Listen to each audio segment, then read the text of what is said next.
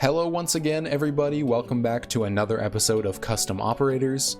We are more than halfway through year 2 now, and today we have some very special inclusions to our growing roster of characters. Last Wednesday's video was our first community canopy, highlighting the best creative minds the Siege community has to offer. I'll be doing another one of those next Wednesday with many submissions to comb through. Once again, if you have any operator ideas of your own, the Discord and I would love to read them and help you workshop them to possibly be included in one of my future videos. Before we start, I'd like to mention that on average, only 20% of my viewer base is subscribed to the channel, so if you do enjoy this video, I at least encourage you to check out the plethora of other ones just like it on the channel, and if that really catches your eye, consider both liking and subscribing. It really does help out the channel a lot and makes me feel better about procrastinating the 3 essays I have due next week. That's enough yapping from me.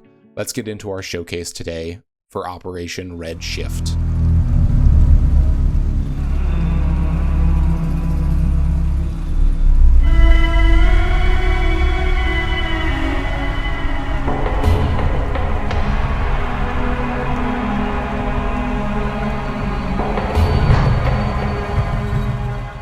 Now, as some of you might know, the name redshift comes from an astronomy term for a goofy thing light does when an object producing it is moving away from you.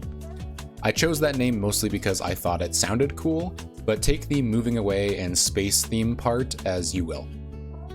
Operation Redshift takes us to a country I'm honestly surprised hasn't been featured in-game yet, Turkey.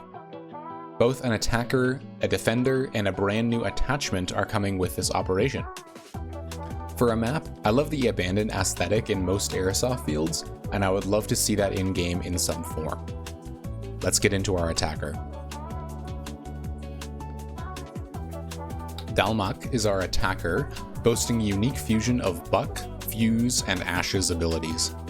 Now, if you remember from a long time ago, 2 seasons, you used to be able to cook a nade from below sight and get a kill through the floor. Now, I personally loved this mechanic, but I totally understand why it was removed. So I started thinking, how can we create an operator that can nade from below without breaking the game again? Think of Deimos' gadget, the Jav 4, as a vertical fuse charge. Appearing like mini javelins with drill tips, Deimos throws these in whatever direction she faces. When they reach their target, the javelin will contract itself into a small pellet, drop on the ground, and explode. The gimmick to this gadget is that it can drill through soft surfaces. Say, for example, when being thrown through a soft floor, the Jav will drill through it, stick to the ceiling on the other side, and drop down as a grenade. Now, to prevent the cooked nade's annoying one-shot potential, the maximum damage this gadget boasts has a similar effect to Frost's reworked welcome mats. If full damage is received, the defender will be downed, not killed, with an option to withstand with all the same debuffs that new Frost mats offer.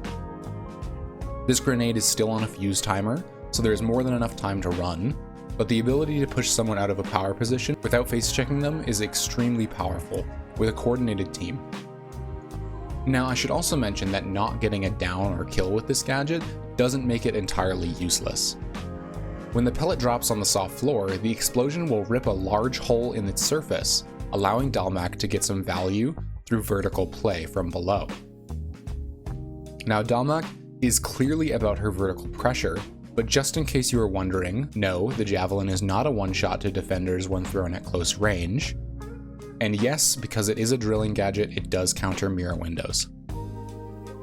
Speaking of counters, Deimos is a fantastic pick with operators like Ying and any of our info ops like Grim, Jackal, Lion, and Deimos. To counter her, I should preface that the first portion of the gadget is mechanical, the drilling portion, but the second conversion into the explosive pellet is electronic. So if the pellet falls onto a mute jammer, it will not go off.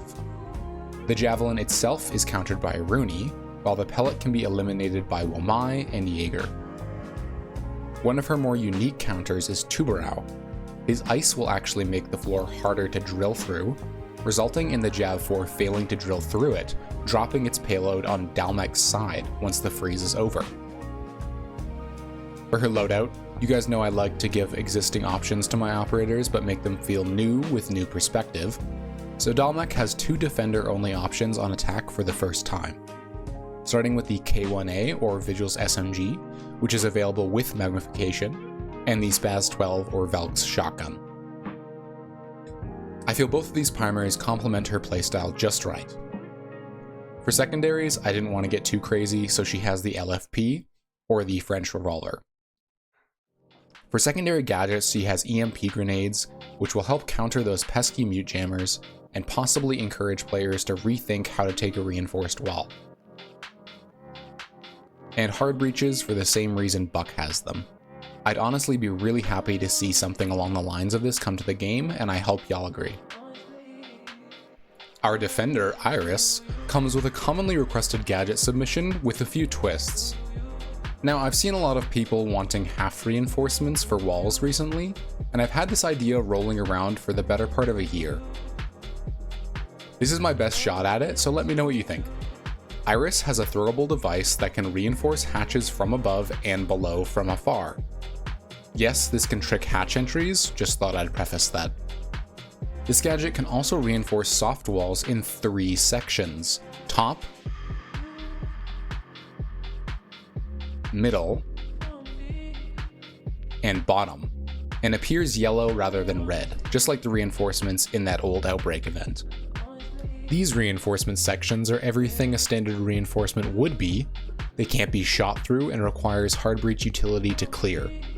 Middle-only reinforcements can be crouched under, bottom reinforcements can be vaulted over, and combining 1 or 2 of these can make for some unique combinations.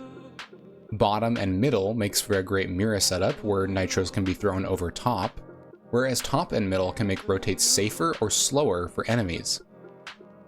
Top and bottom can make a Mira-like sightline in the middle that's safe to crouch behind. I should also mention that any drilling gadgets on attack will counter this reinforcement, and I'll tell you why. The caveat to this gadget is when a portion of this reinforcement is compromised by a hard breach or drilling gadget, it won't make a hole in it like it would a regular wall. See, this gadget reinforces a portion by spreading out from the middle of the gadget, not fully structurally supporting the wall like regular reinforcements do. When it is countered, the entire reinforcement portion crumbles like a zombie barriers. This makes it so you still definitely want to use regular reinforcements on outdoor walls, as these gadgets, when not positioned properly, can make for an easy entry for an enemy team. And if you're wondering, yes, Kaid and Bandit can electrify them, Kaid doing all of them with the radius of his gadget, and Bandit only being able to reach the bottom one. In the same vein as Castle's barriers as well, if one of Iris's gadgets is reinforced over, which it can be, he will get it back in his inventory. One last way you can use his gadgets is in door frames. Iris can interact with a door frame much like Capcan can, choosing either the top or the bottom to interact with. He holds his gadget out in his hand within the frame and lets it go just before it expands outward and fills the door frame, either covering the bottom, like a deployable shield, or the top. The top makes it so attackers can only crouch through, and the bottom makes it so attackers and defenders have to vault over. The caveat here is that this can only be used on a door frame, and not deployed anywhere else like a regular shield can. I imagine Iris getting 3 of these gadgets maximum, maybe 4 if I was feeling a little insane. But I'm not today, 3 is fine. For his weapons, we've either got a 6P41 LMG locked to 1x sights, and the M870 shotgun. Both of these primaries fit his playstyle and are very strong. For secondaries, we have a choice between the M45 and the ETA 12S.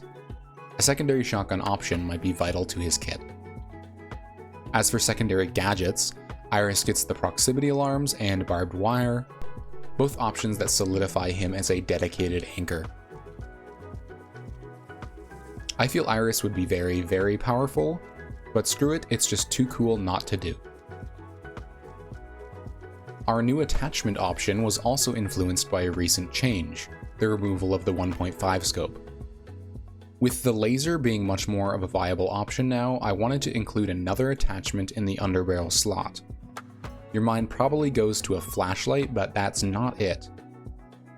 Rather, related to scopes, we have the canted red dot.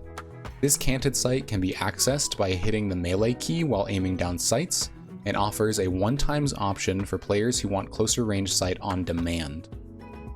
I would like to remind you that we already have this feature in-game in the form of Glaz's Sniper, so it's not as impossible or as unbalanced as you might think. I fully understand why the 1.5 was removed, but I would like to see the ability to swap between these two sights, the magnified and the 1x at will, making for some interesting plays. However, if the ACOG suits your fancy just fine, the increased ADS speed offered by the laser sight is still a fantastic option. Only weapons with the ACOG available will be offered this underbarrel option, and I guarantee there is no benefit to running two different 1x sights at the same time.